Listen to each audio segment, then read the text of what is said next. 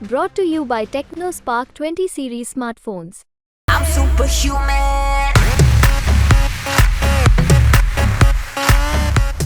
एक तो पहले ही आपने कह दिया था कि एयरपोर्ट चालू हो गया, प्लेन उड़ भी गया, कनेक्टिविटी तो हमारे यहाँ से आप नासिक कर दिए। क्या नहीं बोले नीतीश कुमार जी को आपने, ये दुनिया का शर्मसार आदमी है।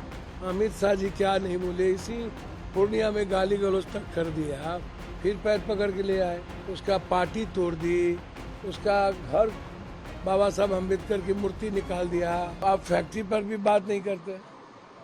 दूसरी चीज, कई बार आप आए, अमित शाह जी आए, 2009 में आप आकर के घोषणा किया था 107-9, तो 9 और 24 कितना हुआ? 14 साल, 15 साल। अब प्रधानमंत्री जी आपके 15वां साल घोषणा महसकूट से लेकर के पूर्णिया 160, आधा भी एनएच नहीं बनी और 15वां में आप आ गए। तो भैया, प्रधानमंत्री के घोषणा के बाद एनएच नहीं पूर्ण हो और फिर 24 में आप चुनाव लड़ने आ गए और फिर पूर्णिया आ गए।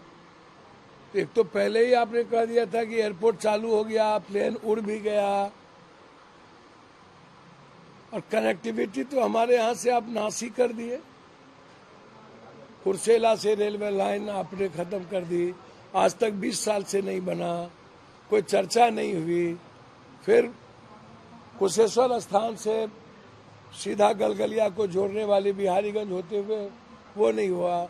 कुर्सेला से रुपौली भवानीपुर होते हुए, धमधा होते हुए भीमनगर जाना है, मुरलीगंज होते हुए वो कनेक्टिविटी नहीं हुई। फिर आपको सीधा आलमनगर चौसा होते हुए बिहार उदा किशनगंज होते हुए सीधा कनेक्टिविटी को जाना है बीरपुर, आप वो नहीं कर पाए। वो लोग तो कह रहे हैं, प्रधानमंत्री भी कह रहे हैं कि आएंगे तो मोदी ही, और अब की बार 400 पार का टारगेट लेके चल रहे हैं। तो भैया, हमको समझ में नहीं आता है, तो ज्योतिष है या उनके पास ईवीएम मशीन की चाबी है तो अलग बात है। यदि मोदी जी आएंगे तो हमको जरा आप बताइए ना, गुजरात का 4 टिकट इनका लौटा दिया, टिकट गुजरात में टिकट लौटा रहे हैं, यूपी में टिकट लौटा रहे हैं, ठीक है। और उसके बाद आपके पास कैंडिडेट नहीं है, कभी सीता सोरेन को ला रहे हैं, कभी आप कांग्रेस से कोरा को ला रहे हैं, कभी आप कांग्रेस से जिंदल को ला रहे हैं। मतलब आप कैंडिडेट को भी मोदी साहब आप अपनी पार्टी का नहीं, 45% लगभग आप कैंडिडेट कांग्रेस को ला करके लड़ा रहे हैं या दूसरे पार्टी से ला के लड़ा रहे हैं। यूपी में आपका टिकट वापस लौटा दिया। तो और आप पहली बार बिहार में अपने पुराने लोगों पर आप भरोसा किए, जबकि आप टिकट काटते थे। दूसरी चीज, राज ठाकरे को आप पैर पकड़ के टिकट दे दिए, जयंत चौधरी को 2 टिकट ला करके दे दिए। जिसको जिसको आप गाली दिए, नीतीश जी को आप इतना गाली दिए, क्या नहीं बोले नीतीश कुमार जी को आपने, ये दुनिया का शर्मसार आदमी है। अमित शाह जी क्या नहीं बोले, इसी पूर्णिया में गाली गलौज तक कर दिया, फिर पैर पकड़ के ले आए। आप चिराग को आपने उसका घर तोड़ दिया, उसका पार्टी तोड़ दी, उसका घर बाबा साहब अम्बेडकर की मूर्ति निकाल दिया। उसके बाद क्या क्या कर दिया आपने। आप उसको पहले बेघर कर दिए और बाद में फिर उसके भाई को बेघर कर दिए, चाचा को बेघर कर दिए। आप पर इतना ट्रस्ट किया, विश्वसनीयता, आप पर विश्वास कायम किया, और उसको ऐसा दूध की मक्खी की तरफ फेंके आप वोट की सियासत में। मतलब भाजपा का क्या मतलब? मोदी जी आपका मतलब तो आप गारंटी, जब आपकी गारंटी में महंगाई आपको नहीं दिखता है, बेरोजगारी नहीं दिखता है, आपकी गारंटी 15 लाख नहीं दिखता है, जीएसटी का हालत आप देख लीजिए, नोटबंदी पर आपका इतना बड़ा हाइपर इशू था, रात के 12 बजे आकर के आपने खुद रिजर्व बैंक ऑफ गवर्नर बन गए, और उसके बाद आज तक नोटबंदी पर एक बार आप बात नहीं करते हैं, आप काला धन पे बात नहीं करते हैं, आप सारे प्राइवेटाइजेशन आपने कर दिया, आपने रेलवे का प्राइवेटाइजेशन कर दिया, आपके बैंकिंग का कर दिया, आपके पास अग्निवीर आपने खत्म कर दी, मतलब उसमें आप युवाओं को समाप्त कर दिया। तो नौकरी नाम की चीज तो आप कंट्री में खत्म कर दी और आप इसमें चर्चा नहीं करते।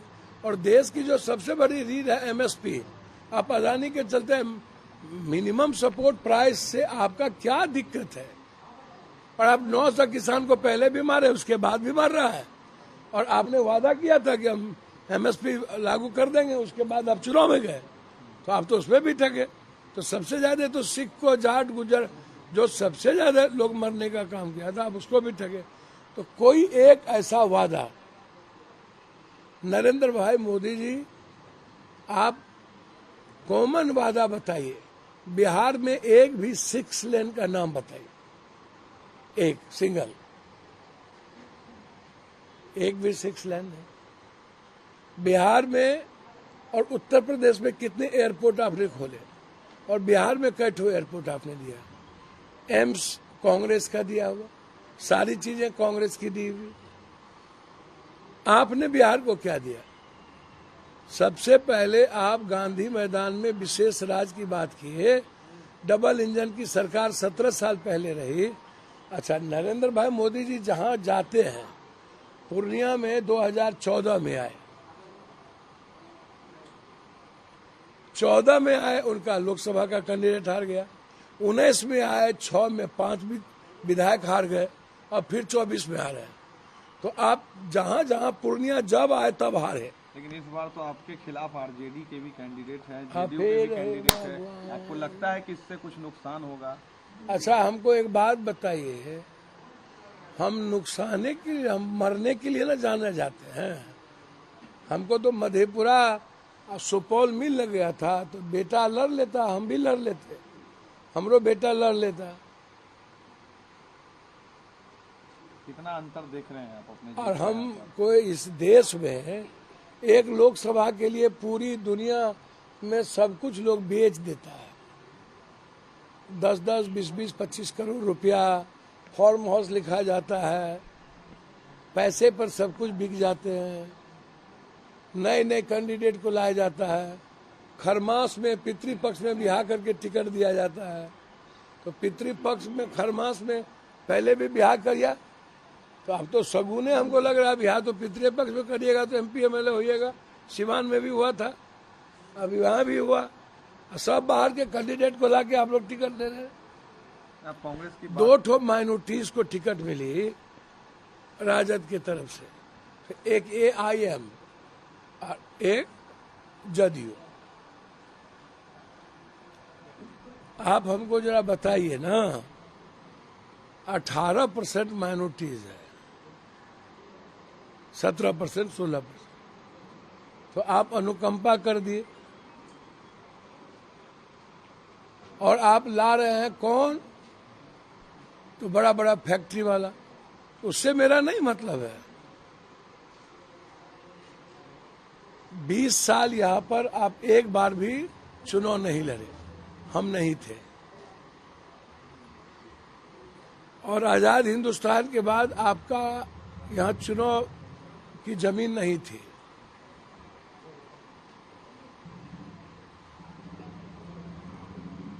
कोसी सीमांचल जो कंप्लीट रूप से माइनॉरिटीज, अत्यंत पिछड़ा रेणु जी से लेकर के अब भोला पासवान, शास्त्री, नक्षत्र, मलाकार के इतिहास को आप उठा लीजिए। जिसका भी कैरेक्टर इस इलाके में, भूपेंद्र बाबू, ललित बाबू, BP मंडल या जो भी लोग इस इलाके में जिनका कैरेक्टर बड़े लेवल पर, विद्यापत कवि जी, वो हमेशा समाज में जो अत्यंत पिछड़ी जाति के लोग हैं उनको फॉलोअप किया उठाने के लिए। और हमारा जो इलाका है वो कांग्रेस, सीमांचल, हमेशा कांग्रेस यहाँ पर चुनाव लड़ी।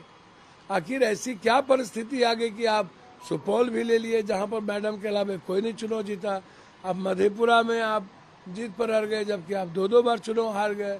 फिर आप पूर्णिया में कभी नहीं आए, गठबंधन आपका कभी 20,000 वोट लाया, अगले बार मेरी माँ के खिलाफ लड़ी।